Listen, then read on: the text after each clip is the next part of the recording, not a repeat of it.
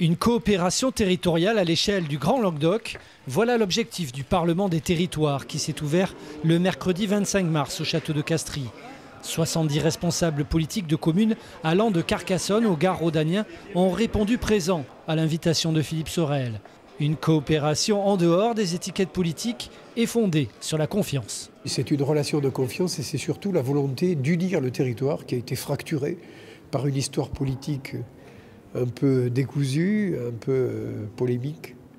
Et bon, j'essaie de le recoudre et le Parlement de territoire, c'est une instance qui va permettre aux hommes en responsabilité de pouvoir se rencontrer, échanger, partager, travailler ensemble. Les présidents de communautés de communes, d'intercommunalités, qu'ils soient petits ou qu'ils soient très importants, ont la même voix.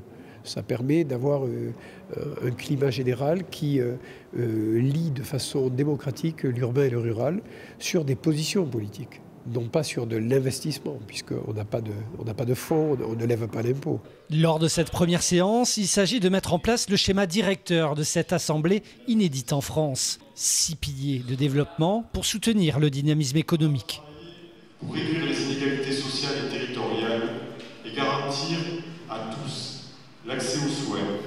La santé, c'est une mise en réseau de nos hôpitaux, si c'est possible, parce que nous sommes bien servis, mais éviter que les territoires ruraux soient mis en désertification médicale, essayer de trouver des solutions. Il y en a qui ont été évoquées, mais il est essentiel de se rassembler et d'avoir des idées communes et de mettre les synergies là où elles peuvent être. La santé, le numérique, la mobilité et les déplacements, la culture et le patrimoine, le tourisme et enfin l'agroécologie. Voilà les 6 thèmes prioritaires de ce nouveau Parlement, composé en grande partie par de petites communautés de communes, soucieuses de développer leur économie rurale et de réduire la fracture territoriale.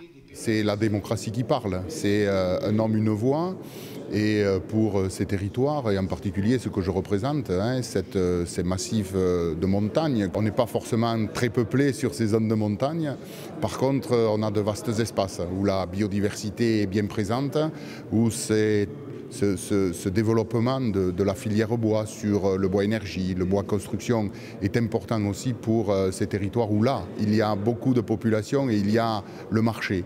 Sans structure administrative dédiée, le Parlement des territoires représente 6 départements. À la sortie de cette première séance, une proposition de charte sera définie et ratifiée lors de la prochaine assemblée, avec pour seule mission le développement du territoire et l'intérêt général de sa population.